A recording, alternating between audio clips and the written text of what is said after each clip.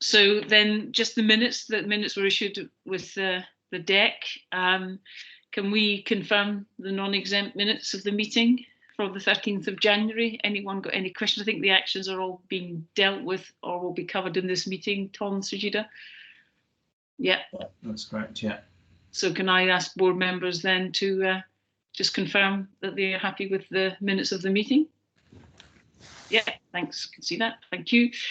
Just to let you know, the meeting is being recorded as well, so I hope that's okay with everyone. It's just to help with the minutes. It's not for any other reason. Thank you. Okay, capital performance overview on item 4. Sajida, are you going to introduce, or are we going straight to Tom? Yeah. So I'll kick off, and then I'll ask Tom to take us through the change request. So just by way of clarification, we partly also record these meetings because they are intended to be public meetings. So just from that perspective, it's meetings, but also a public record of the meetings, should any member of the public wish to see it thereafter the meeting. In terms of progress, we are in the last quarter. We're getting our way towards the 31st of March, and that's quite a milestone moment because that represents the end of the programme, end of the 5-year programme. And as of the last meeting, we've now approved all local growth fund projects, Beckett being the last. And we have £7.7 million of the total left to spend. So this year's allocation was 40 million. And pleased to say, as a result of Q3, and I think I did update at the last meeting, that we're now moving towards the last few projects to deliver.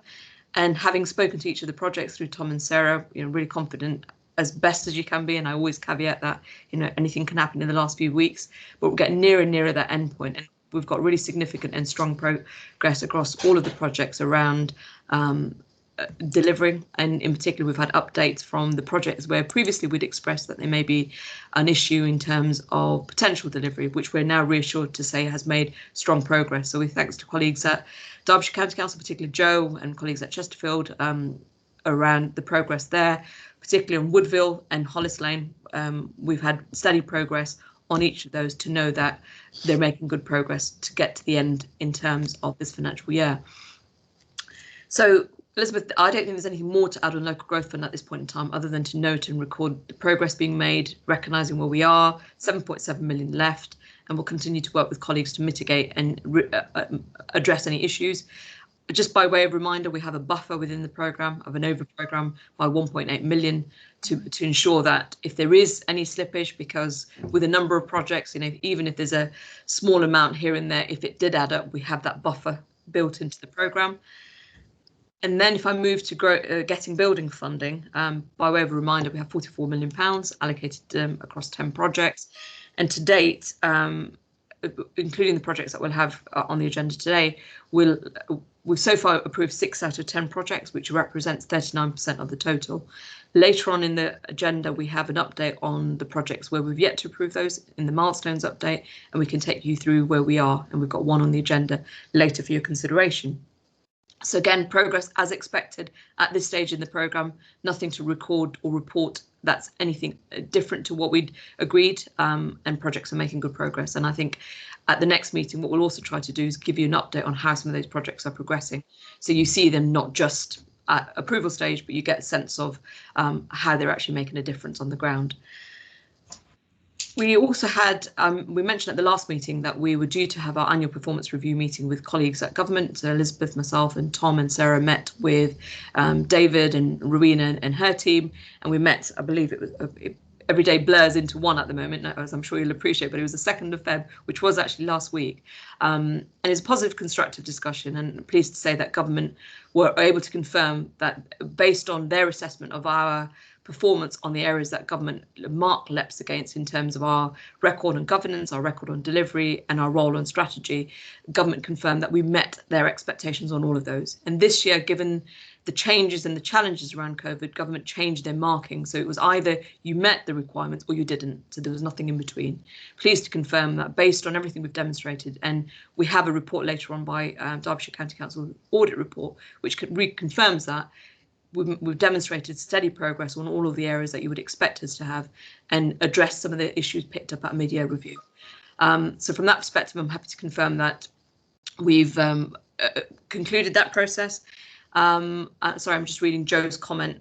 Contribute any learning, evaluation, local growth fund at the right time. Very happy to, Joe. And we did pick that up at the last meeting about developing a local growth fund evaluation. And we will happily take you up on your input to make sure that when we evaluate the right things so we can learn from those and look at impact and not just counting numbers, but actual real impact in the communities and the businesses that the projects have supported.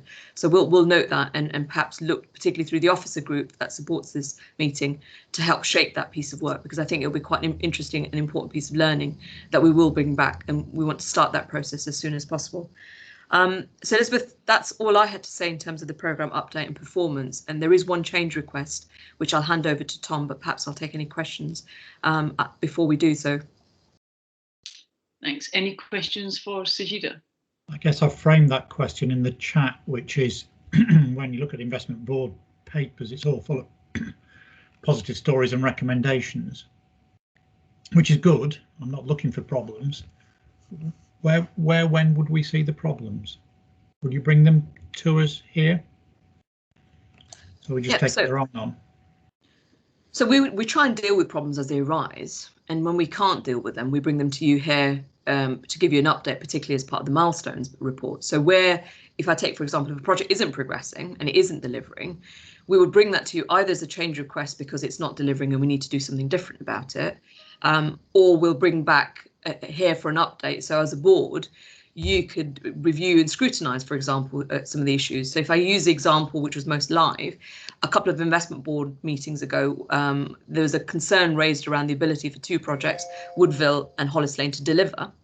And subsequent to that, we had a number of bilateral and joint discussions with both Chesterfield and Derbyshire County Council. And as a result of that, we then brought that back to you here to say there was a problem that was recognised, that, and the problem being we might not be able to meet the targets, and this is where we are, this is the progress that's been made, and this is the mitigation. So this, you're right, often we only tell you the good stuff, but actually equally when things aren't going well, our role, and as part of the scrutiny here, is to bring that to you, and we have done. What's been quite positive is in the last few months, I guess you haven't seen many problems because we've been dealing with those, but if you rewind a year ago, there were a number of projects where we did have challenges, and you'll recall that we had to withdraw some of those from the programme because they weren't progressing in the way that we had hoped or intended, and those and you know, are at times difficult decisions to be made, and we did bring those decisions here, and the board were part of making that decision. So it's great that we're reporting things that are happening well, but equally we do and bring back issues when perhaps they aren't going so well. Thanks, David. Any other questions? I've got a comment to make, but is there any other questions for Sajida? No, I just wanted to build on that and say, actually, I you know, in my time here, I think, and perhaps Joe is part of the learning review, you can, you know, too, there were times when we had some big challenges, and Matthew's on as well, and not picking you guys out, but there's been different times when different organisations, we've had some significant issues, and actually through the process of sometimes challenging but honest discussions, we've had to reschedule, rebalance, and then commit to the work that has then been going on. So, and I think the board through that period has been very supportive and very challenging. So it's with, you know, it is really pleasing to hear that we are coming up to the last quarter and we've only got 7.8 million of outstanding money to be spent on the LGF in particular, when you think where we were 2 years ago in terms of our spend pattern and against that. So my thanks to all of the team, but particularly to the board, because you've helped us transition from that position a couple of years ago to the position that we are in now. So I just want to put that on the record. I've got some comments or questions, first from Joe White and then from Joe Batty. So Joe, over to you. Yeah, I just want to add to that. I think because of our scrutiny work, where projects have failed and we've had to bring them back in, that has meant that there's been a quick turnaround, and other organisations and authorities have been able to put in bids for shovel-ready projects. And so I think that money there's been a quick transfer, so that money has been quickly spent elsewhere. And so, for example, in my authority, I put pressure on them to tell them to have shovel-ready projects in the background, ready for such opportunities. And then it's because of that, the constant movement of opportunities that has come about because of the scrutiny of this board, I think it's been very, very positive. Thank you, Jo. Yeah, I agree with that. And actually, and we've also got the scrutiny committee as well that we've set up as well. So that all of that keeps us, I think, on track. Jo Batty, can I? Yeah, just very briefly, actually, it's just on the back of Sajida's comments coming in on to support. She said, we've dealt very well in programme with some of the issues and being responsive and changing direction if that's been necessary. Some of the learning, I think, that we would reflect on is more about project inception and how we get stuff on the table in the first place, actually, and being more right more of the time up front. And that reduces then the turbulence whilst you're in programme. And I certainly think from our perspective, we would do some things differently. We would think about things differently. We would approach things differently. And for me, I think that's where some of the bigger parts of the learning can come from as well, you know, about how local authorities or other partners put stuff on the table in the first instance. The in-programme learning has been interesting. I think we've, again, developed some greater maturity over the last 18 months probably on how we've dealt with that, but I think some of the early stuff I think is where we can all perhaps gain a bit more insight from sharing some of the learning and evaluation work. And I'm more than we Derbyshire County Council, you know, we got a few things wrong and we definitely do it differently next time, so more than happy as part of that evaluation piece to share that reflection. Thanks, Jo. And I think the important thing is that we did have some challenges, but I think the level of collaboration and the working together across the piece now is probably stronger as a result of that. And I think that's what both Jo and yourself are reflecting. And having the pipelines ready is definitely a good way. Is my camera on? Because it says that I am. Okay, right, fine. Yes. Okay. So it's now, Elizabeth. I can see you now. Apologies. Yeah. Okay, so Tom, we're coming to you for one change request. Is that where we are, unless there's any other comments from anyone? No, thanks, Tom. Coming to you. Yes, just one comment from myself in terms of that 7%. And as you'll appreciate, we're sort of in regular contact with. Tom, we keep losing you, or is it me? No, I think, Tom, you're freezing up a little bit. So did you want to take this? Well, Tom, yeah. Sorts out. I think he's frozen completely now. Yeah. Yeah. And I have to do it, but if you have. No, that's fine. So I think what I'll talk about the change request, and then I'll let Tom come back on the point that he wanted to raise in particular.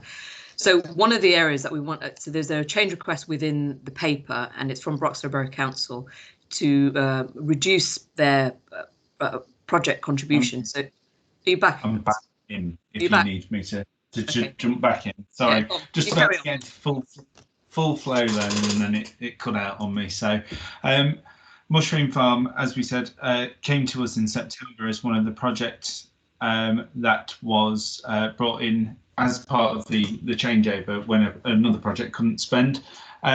Since that point in time, they've been working with the construction partner and the provider of the infrastructure as well, with Severn Trent Water.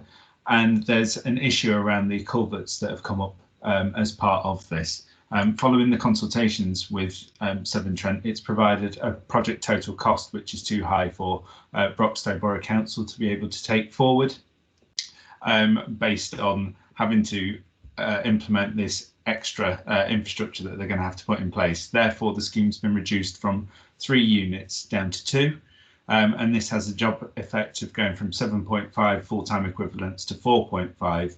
But in tune with this, Broxton Borough Council have put forward a change request to us from £160,000 worth of LGF to £115,000 worth of LGF. So it works out on a relative scale that the value for money case still stands, and it's still in line with what the original outcomes would be in the first place. So our recommendation would be to agree this change request, bringing down both the jobs and the funding requested from the LEP, because we don't see either having a massive effect on either the output contractual targets of the whole programme or the spend targets towards the end of the year. Thanks.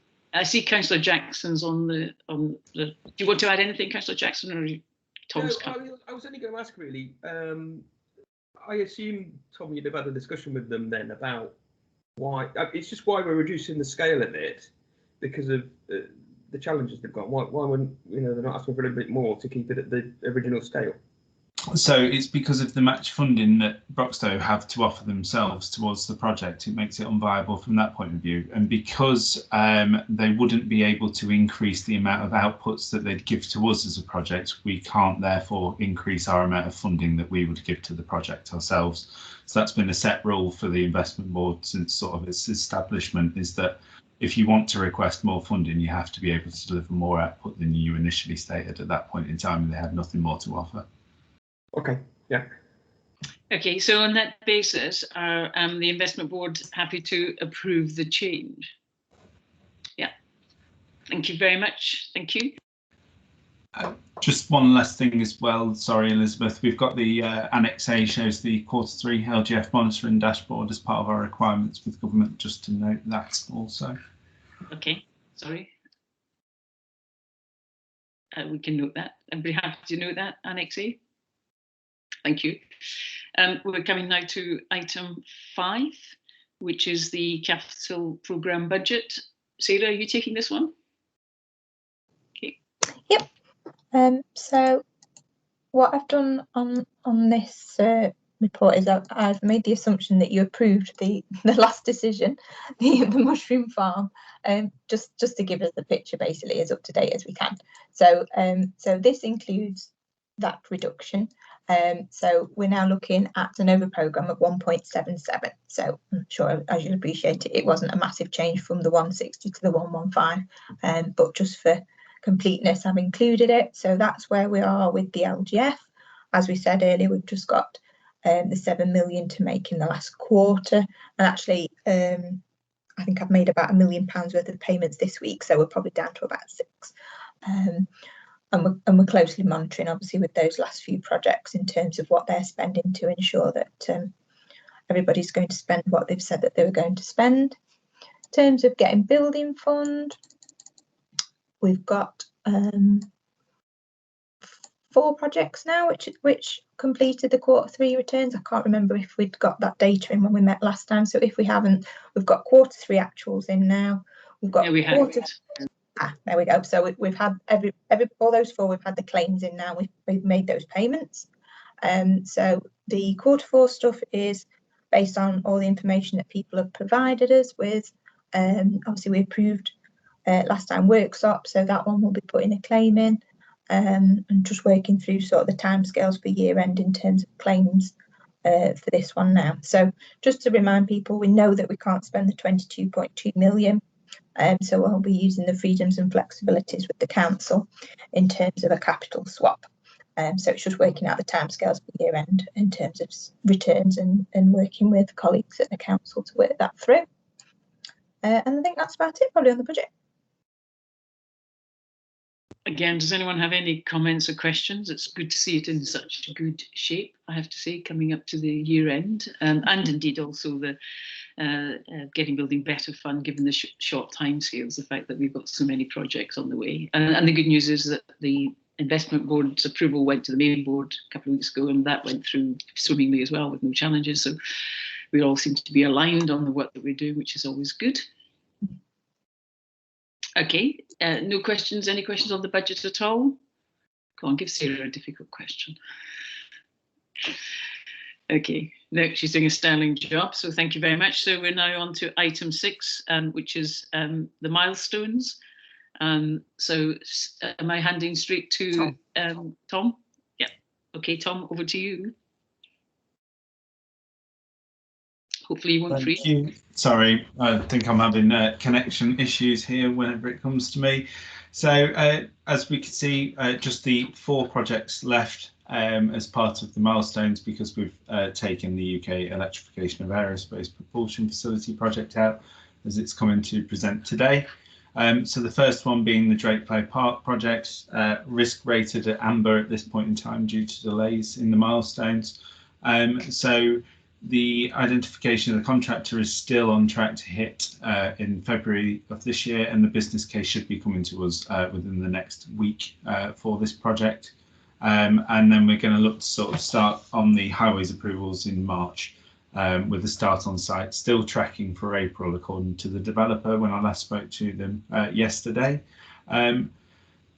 There's a couple of the milestones here which are tracking later on in the in February itself, so there may be some delays to those milestones, but we're hoping still that we can get that March business case through and then ready for that start on site in April. So good progress being made on that one. There is just some delays within the land ownerships. Moving on, so we've got the Transforming Nottingham South Side project. So again, tracking well to its original milestones that they've set. The paper here, because they came out last week, states that the final business case to the LEP should have been this month. I can confirm that we've had that, and it's now being sent off to the independent assessors and being reviewed internally also. So that came on time, and we're happy with the business case so far. So we'll continue to feedback and await that decision coming forward in March. So good progress on that one, and that remains as a green on target. The next project's the MRC Midlands, which is the Derby City Council project at Infinity Park, and this remains amber and will do probably until the final business case comes to us. So as you can see, confirmation of match funding came through in September, but the planning permissions looking at being submitted in March with a July approval for that. So we will twin track our investment board in July around that planning approval date, and then hopefully we can get a decision to come through at that point in time and bring it forward as quickly as we can. So the final business case will come into us in June in preparation, ready for that July meeting. We now address that hiccup of the parties agreeing the terms between them. Would you like me? Yeah. Catherine, sorry. Hi, David. Yes, we have. Simple answer. Yes. Good. Straightforward. Straightforward answer. That's what we like. Sorted. Right. I'll move on to Smart Park then after that.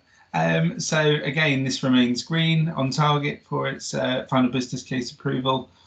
So it's looking to go to Derby City Council's Cabinet in March. The due diligence, sorry, I can't say that, has been completed and was done in January on time, as well as the hybrid planning submission going in January also. So they're expecting a determination of those planning approvals in April, and a phase 1 remediation and infrastructure on site in July. And we'll look to bring forward that business case if we can do so. And hopefully target a much earlier investment board and get that project moving. So all good progress on that, and I don't know if you want to feed anything more about our meeting with them last week, Elizabeth. So Judy, just want to comment, we had a good meeting with Smart Parks executive last week, yeah? Yeah, we did, and I think, as Thomas said, they're making good progress. We met with the chief exec and their operating team, and really just to get a better understanding of some of the wider developments, and also for Elizabeth to meet them, having not had a chance to meet them previously. We're also going to work with colleagues at Derby and Smart Park to look at how we make sure we connect in other opportunities, particularly working with the likes of DIT to maximise the benefits there.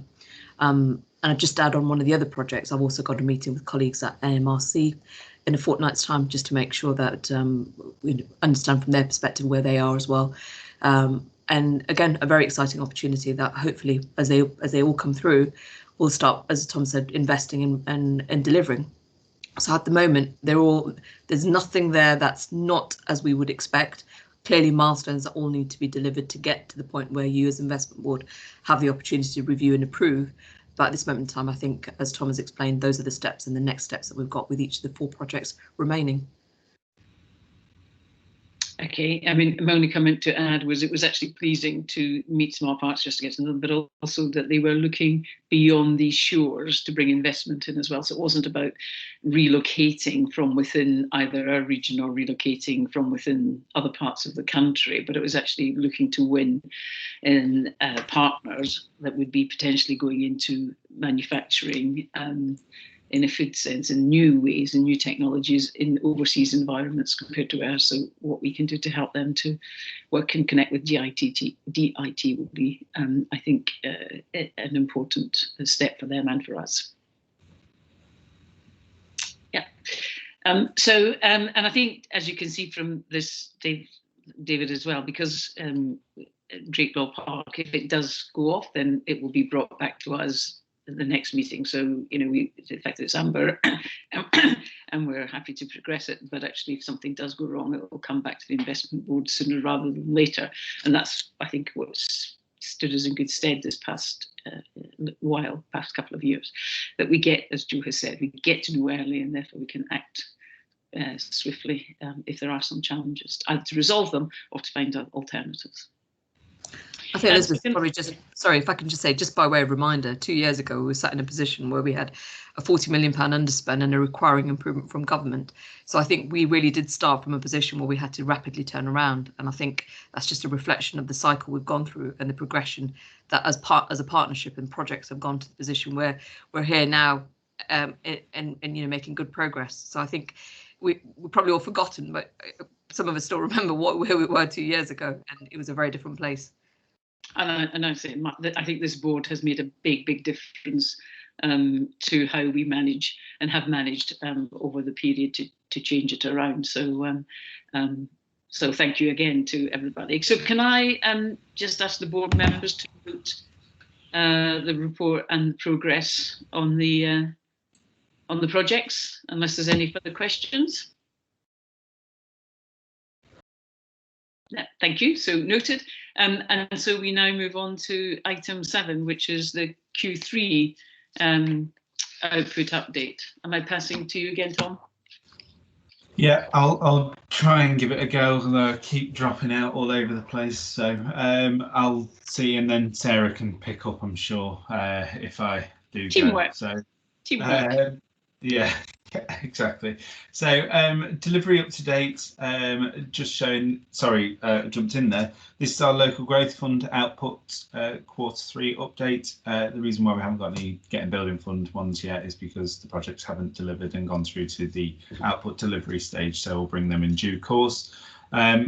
Showing now from our latest Q3 update, we've got a contracted target to Q3 of 10,482 jobs and have delivered a total of 11,046. The homes, we were supposed to have delivered 4,111 and to date have delivered 1,727. And then on the learners, it's 2642 against 2615. So as you can see from the data, we're showing that we are tracking well against the jobs targets and the learner targets. We are nearly hitting both. The homes target continues to be an issue, and this is mainly down to the Newark Southern Link Road project. So as we all know, there is a funding issue with regards to that project, which means it hasn't progressed in the way that we anticipated it would do when approved. So Homes England are currently working through a resolution with the correct parties to hopefully bring that forward when they can. So we won't change our targets until that resolution's been finalised, and then we can bring forward more realistic numbers for delivery going forward from there. So do you want me to pause now or just carry on and then questions at the end? I have to take any questions if anybody has any questions. I guess the Newark one is just a timing. We just have to keep going, and by the end of the project, we are confident. But it is with the project owners and Highways England, I suspect. Yeah. Yeah. No, absolutely. So then, in terms of the overall programme, our targets with government hit 29,000 jobs, 10,700 homes, and 2,000 learners. So against them, we've delivered 38% of the jobs of our total lifetime target so far. So I deem that as good progress, bearing in mind the financials are just coming to an end. 16% of the homes, and then 131% of our overall learner targets. So we've surpassed the lifetime target on that now.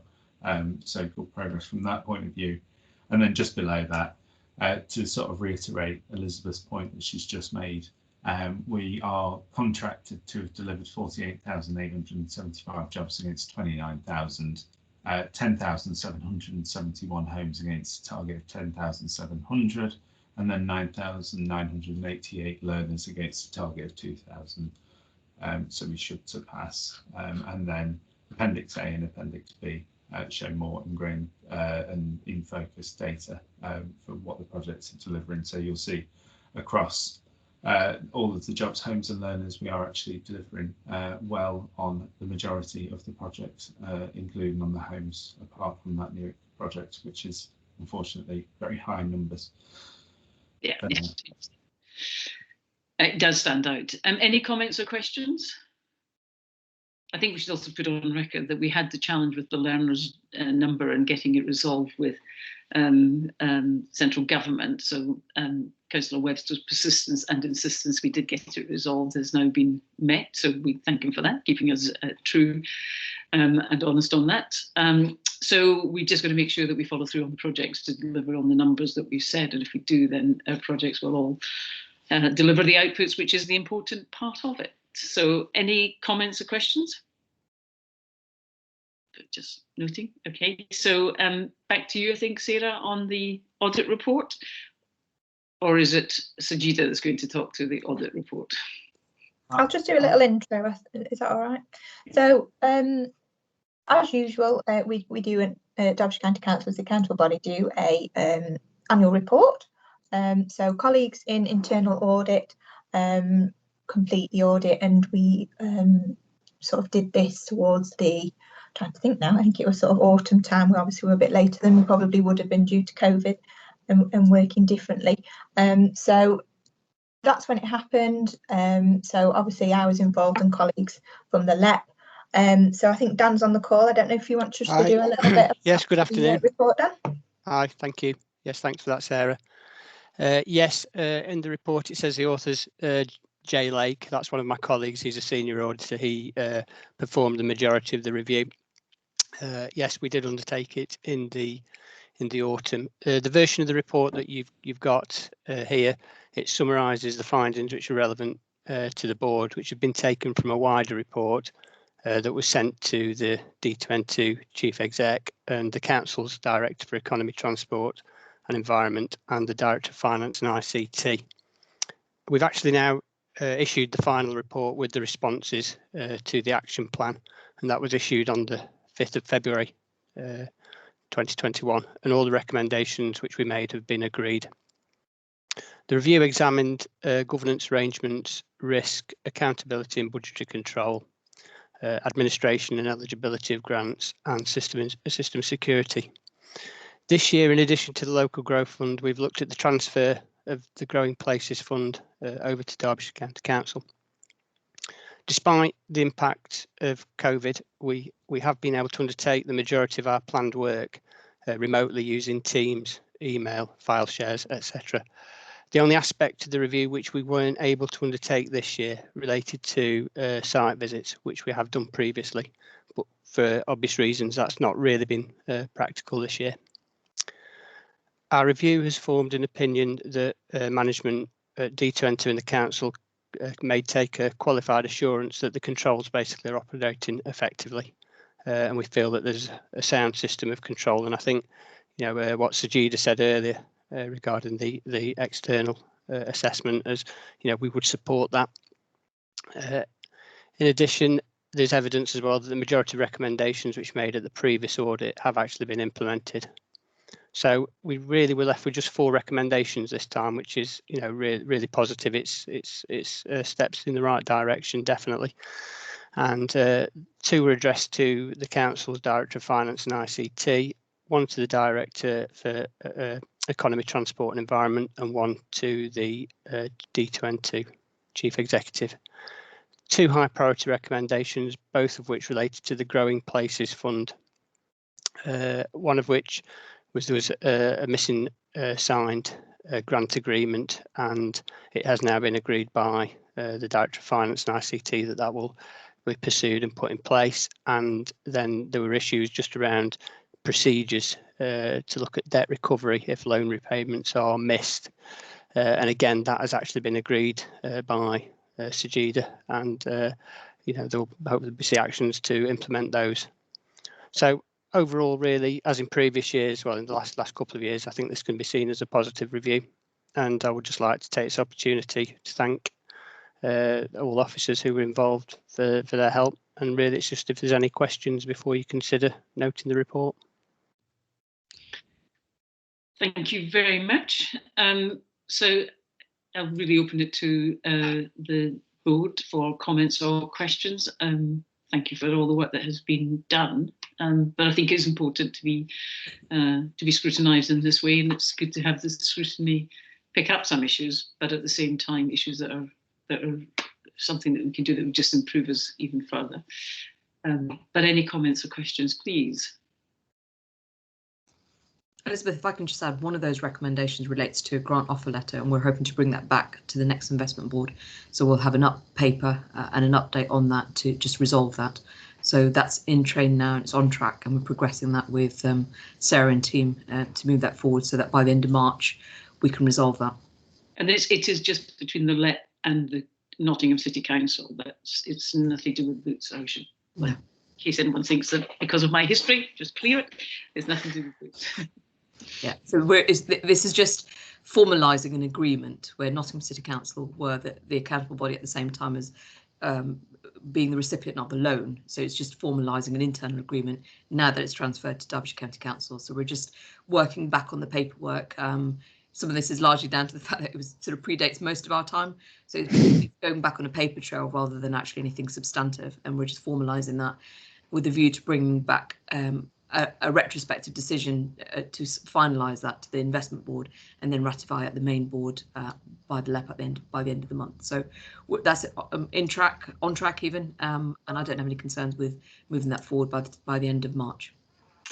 And can I just ask, on the second point, will the procedures and the measures that are putting in for debt recovery come back to the board as well for information? Come back to the investment board just to give them sight. Presumably the scrutiny board can have a look at it as well. Yeah, we can bring that back at the next meeting, can't we, Sarah? Yeah. Fantastic. Tricia, Councillor Gilby. Thank you, Chair. I'd just like to say it's good to see such a good audit report, and then it got me thinking about the other way in which our work scrutinised through the scrutiny committee, and I wondered whether there were any plans to bring a report from them at some time about what they're thinking. I'm sure we can. I think we've had a series of meetings. Sarah, when was the last one? Maybe we can ask the chair of the scrutiny meeting to come to a subsequent meeting just to provide an update, because we've had regular scrutiny sessions, and perhaps we can ask them to come to a future meeting to just provide an update of their work. And I'll just add, we did extend membership to that scrutiny panel to all local authorities within the area.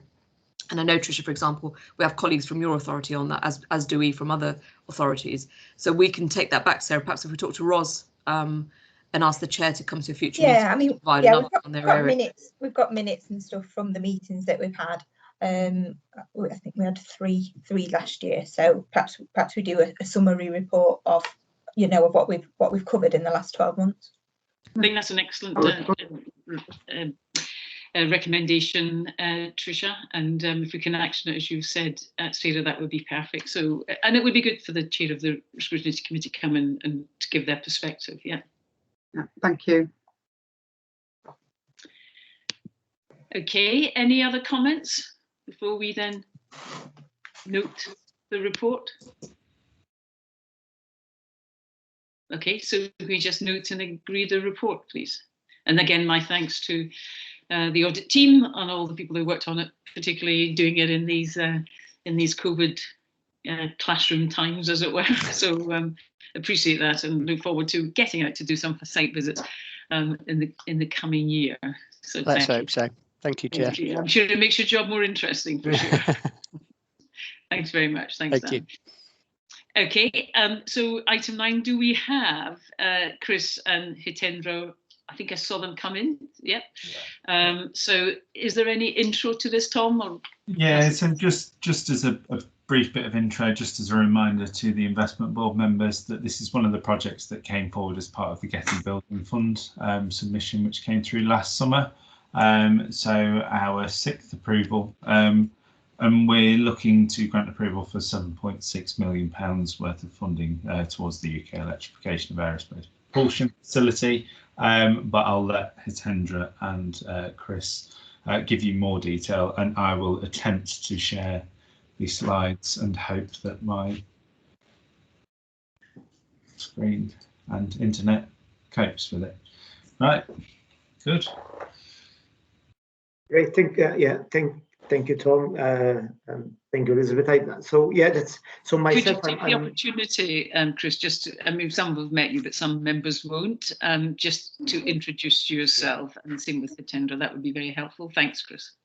No, that's great. Thank you. That's what I'm going to do. Yes, so I'm Chris Gerard. I'm currently an Associate Pro Vice Chancellor at the University of Nottingham, looking after the industrial strategy and business engagement. And I'm the lead on this initiative. I am as well a professor in electrical engineering there. I've been in Nottingham for the last 20 years, mostly working on transport electrification. Hitendra. Hi, good afternoon. I'm Hitendra Hirani. I'm the EU Programme Manager in the Institute for Aerospace Technology at the university.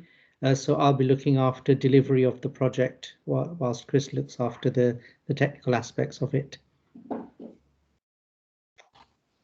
Great, Hitendra. Do you want to make a start? Okay, so if we go to thank you.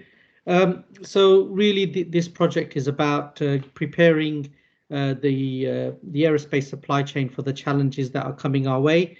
If you look at the bottom, the graphics on the bottom, the picture on the bottom left is the kind of aircraft we've got flying in and out of East Midlands Airport several times a day. That's the Airbus 350 as an example. Tomorrow's aircraft, as we go into the next generation of green air transport, are more going to be like the 3 that are there in the middle part of that graphic. This was announced by Airbus to be their next generation of aircraft that they're currently doing development for at the moment. So if you take that kind of change that we're going to need to go from the kind of aircraft we've got on the left to the kind that are going to be there for the future. And of course, you know, so much of our supply chain is based around Rolls-Royce and the kinds of engines that they supply, like the XWB engine, which is on the Airbus A350.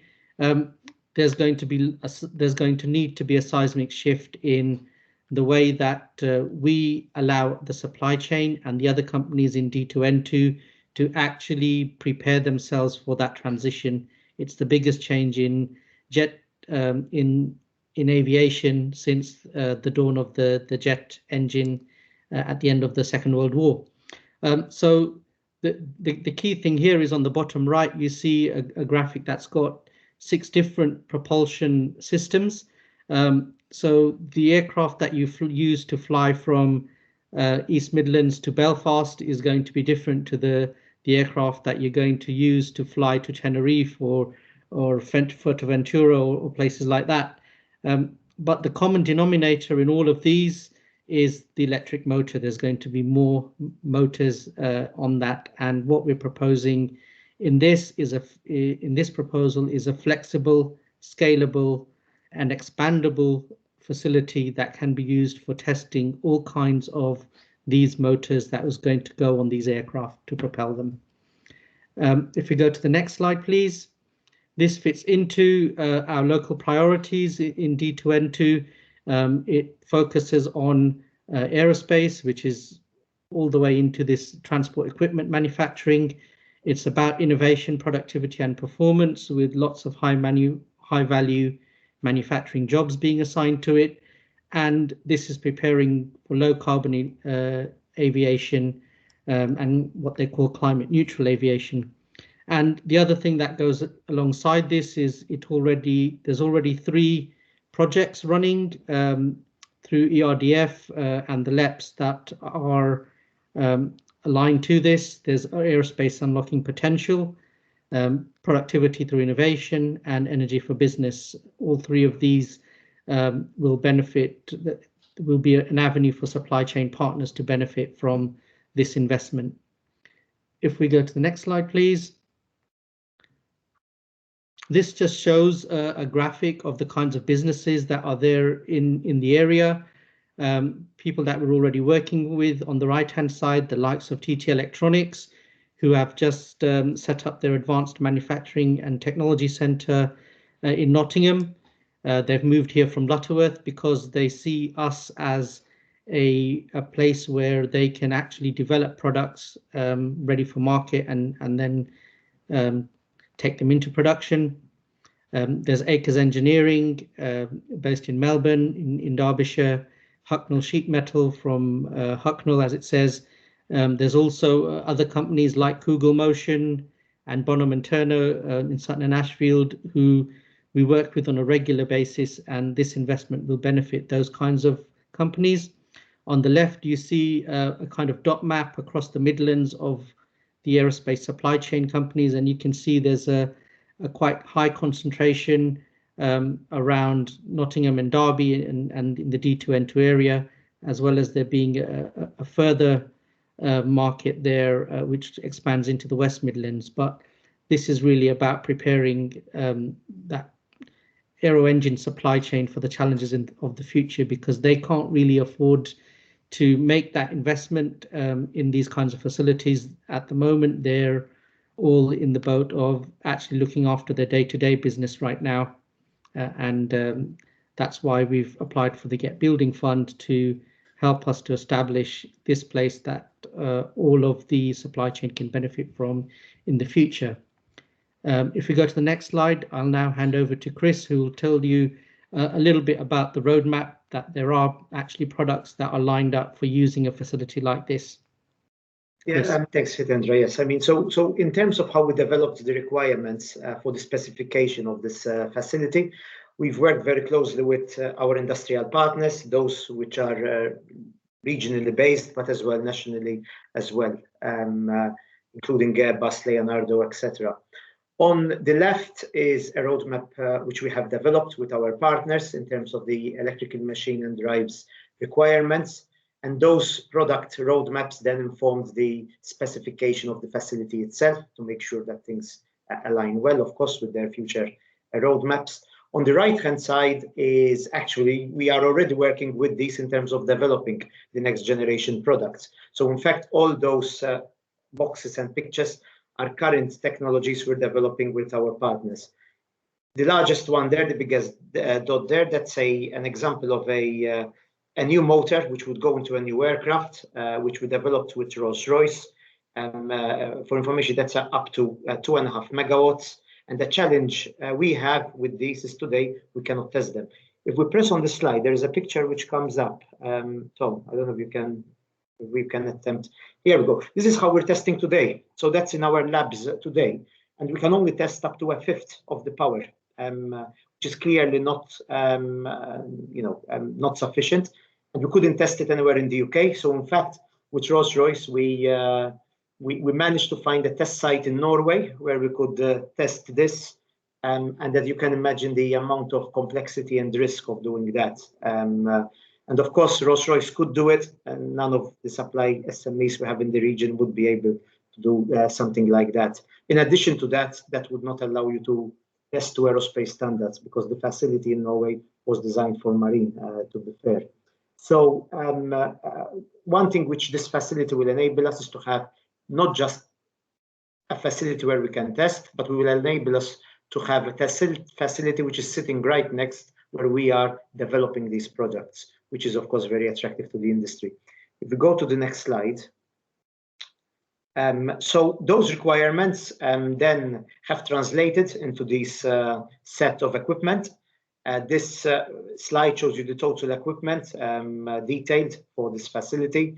At high level, the list on the left is what the Get Building Fund would be funding, and on the right is the bits of equipment which we have levied funding for. The total project is around 17 million, so 9.6 million which we've levied, and 7.7 which we are asking for the Get Building Fund.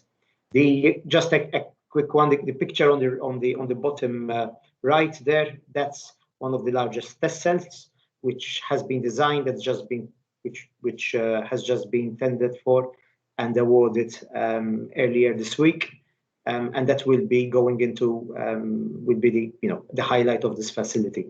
If we go into the next slide, please. In terms of the where these equipment are going, so in terms of the physical location and configuration, the facility will go into our new electrification building, which is currently being finished on Jubilee campus. We plan to have the handover of the building this month. In fact, the facility will be the largest facility of its kind worldwide, and the propulsion facility, this which we are proposing here, will take that bottom left-hand corner where you have a lot of those diagrams. Those are the equipment where it will go through. It will be very conveniently located, as I mentioned before, close to the Midlands Driving Electric Revolution Industrialization Centre, which was a centre which has been funded by the Industrial Strategy, and it's all about developing these products. So this really be a nice national facility where you will have your development and test right in one building.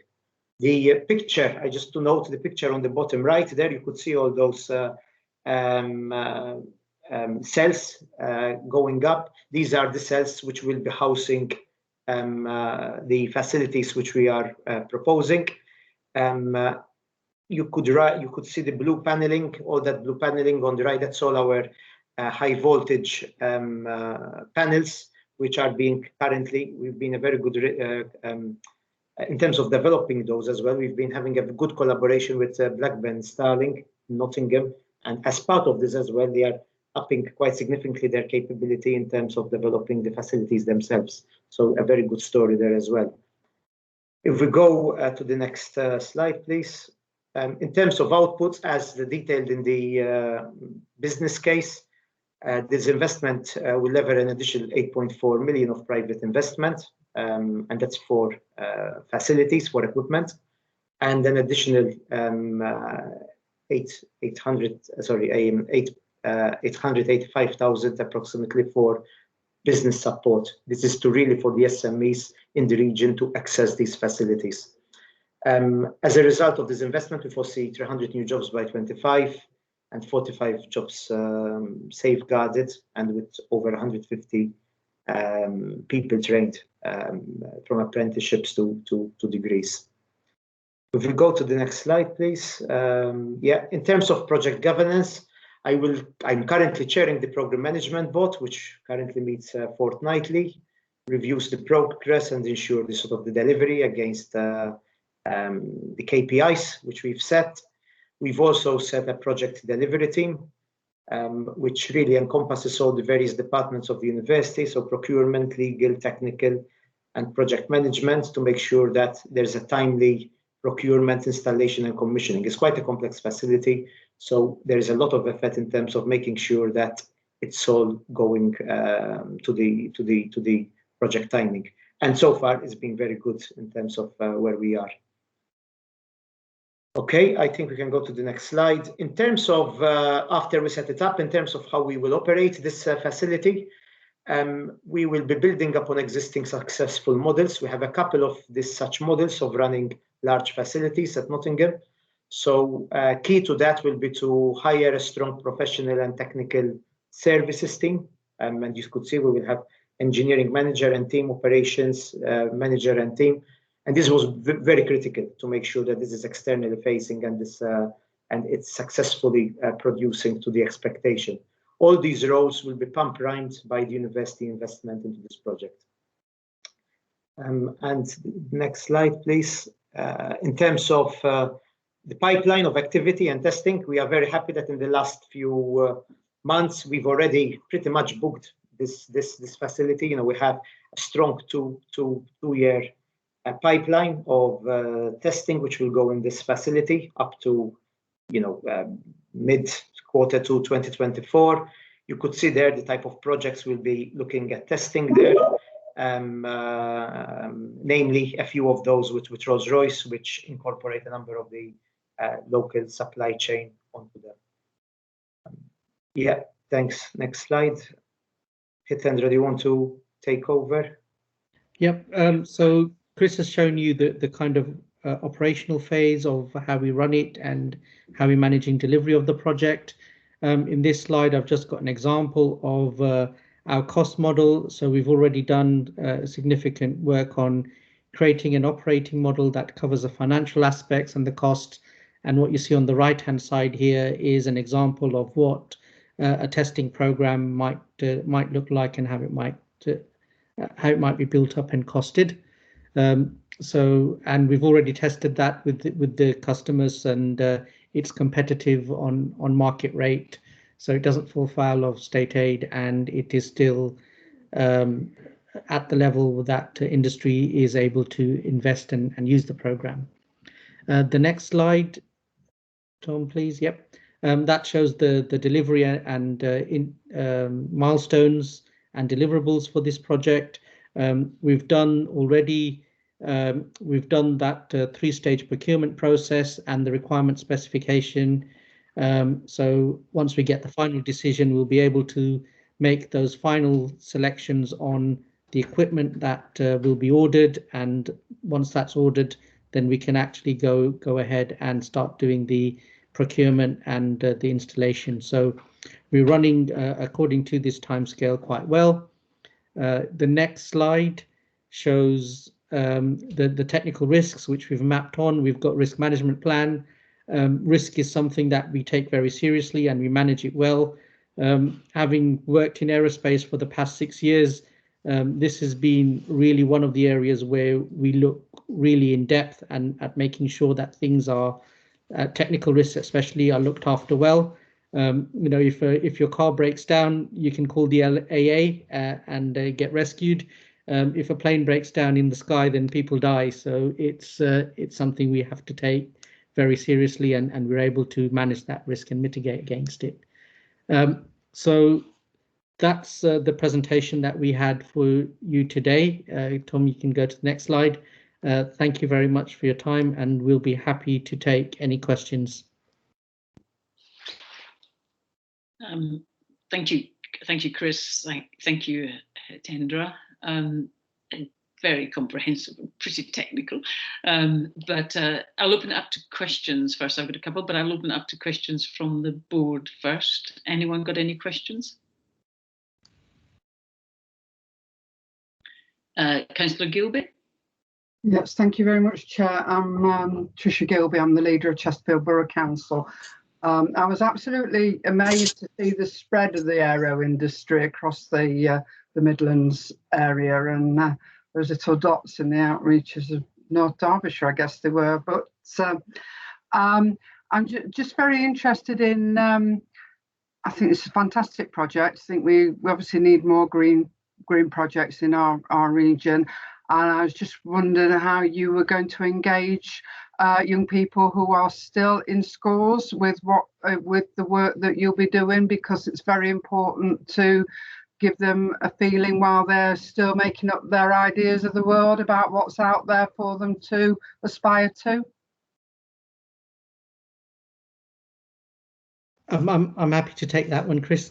Absolutely. This is one of the things that we absolutely do. So we do host a number of school visits during the year. Obviously, at the moment, that's not possible because of COVID, but we do have an extensive outreach program at the university where we do get schools to come in. We also have a dedicated program encouraging girls to enter science. And that is, again, something we hosted in the building that this is going next door to. Last year we did a workshop with where we invited specifically girls from secondary schools to come and look at different science programs that we're doing. So yeah, absolutely, we are. This is built into the way that in the Faculty of Engineering we have that outreach program encouraging school participation. We have an annual Christmas lecture where we do show some of these programs, and there's a program which we call Wonder, which we run every year for community outreach. And of course, this will form, one of those facilities that will feature in programs like that. Good to know. Thank you. Any other questions? Professor Gerarda, is there a unit like this in Europe once it's completed? Will there be a unit like this in Europe or across the globe that you're aware of? Who's your competitor, basically? So our competitor, so I think comprehensive end-to-end, there will not be, in terms of you consider the fact that there will be the manufacturing. So it's a really good, attractive proposition, this one as well. For us, currently we've been having a lot of inquiries for either onshoring or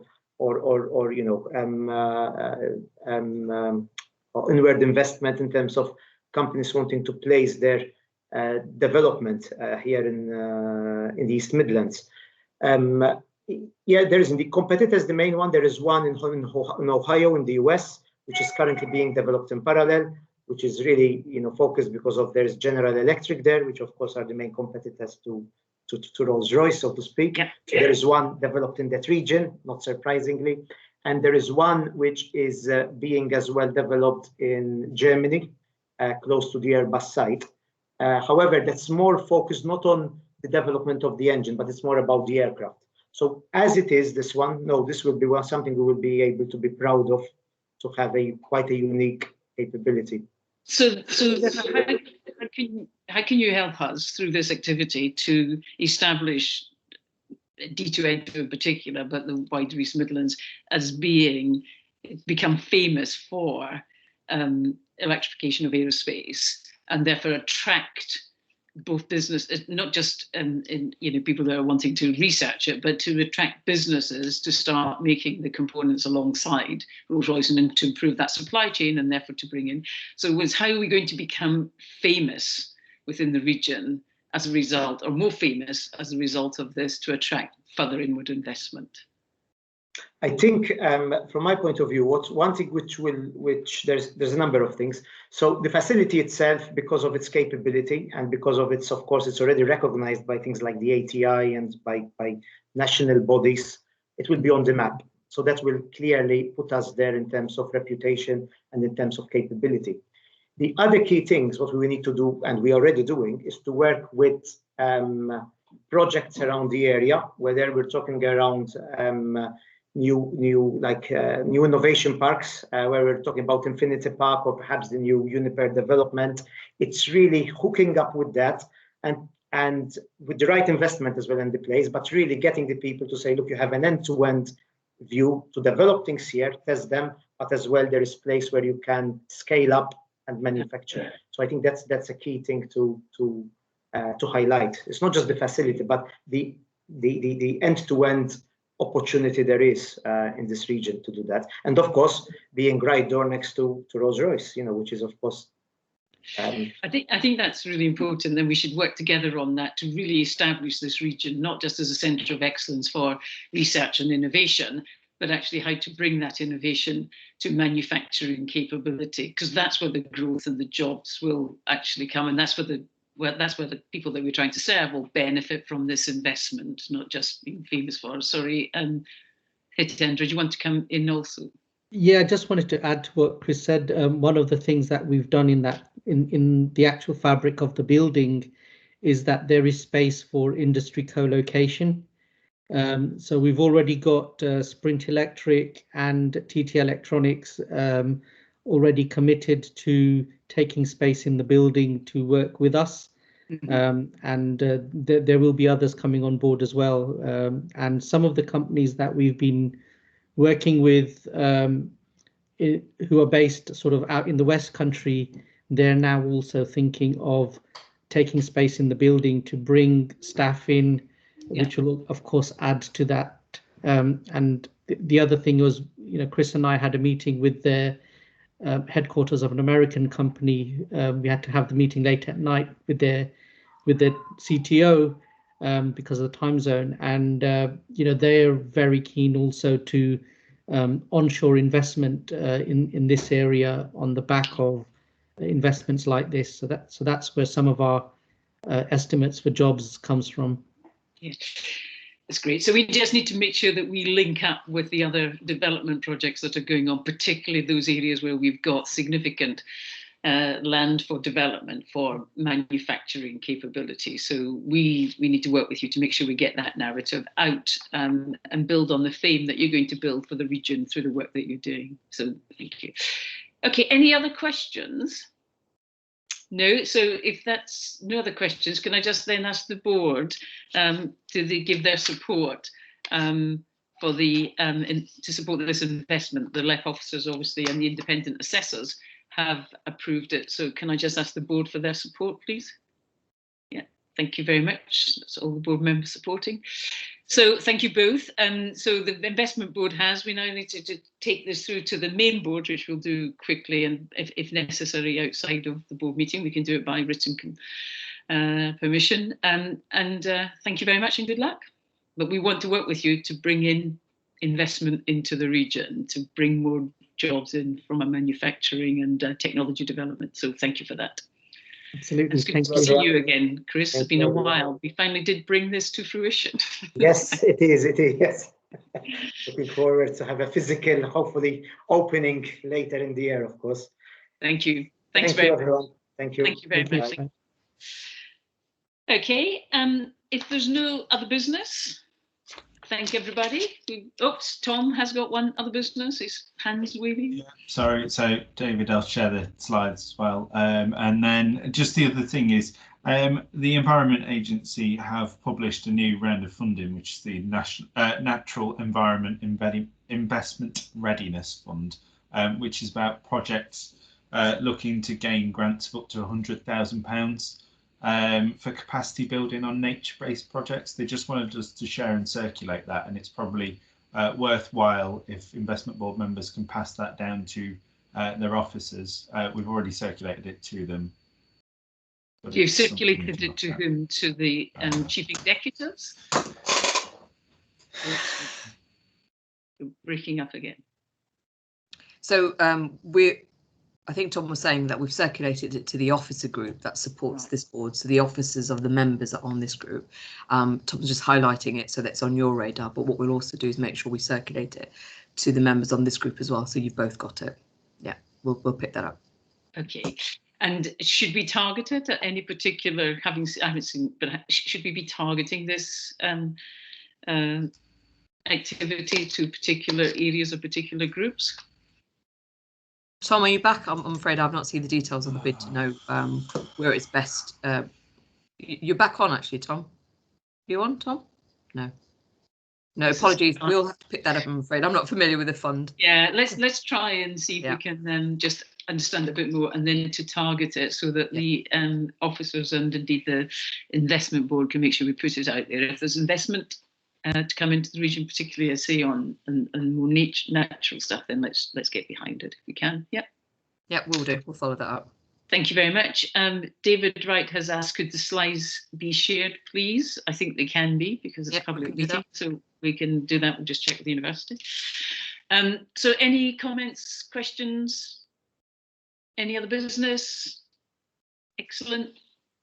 We've done well. The date of the next meeting is the 10th of March. I'm conscious that we're having a lot of meetings, but we do really want to get to the finishing line of the end of this financial year in as good a shape as we think we're going to be. So we just spent a lot of money and get the Building Better projects up and running. So so thank you for your time and your commitment to these meetings. It's much, much appreciated. Yeah. Thanks, everybody. Have a good week. Cheers, a weekend even. Bye. Bye. Thank you. Bye.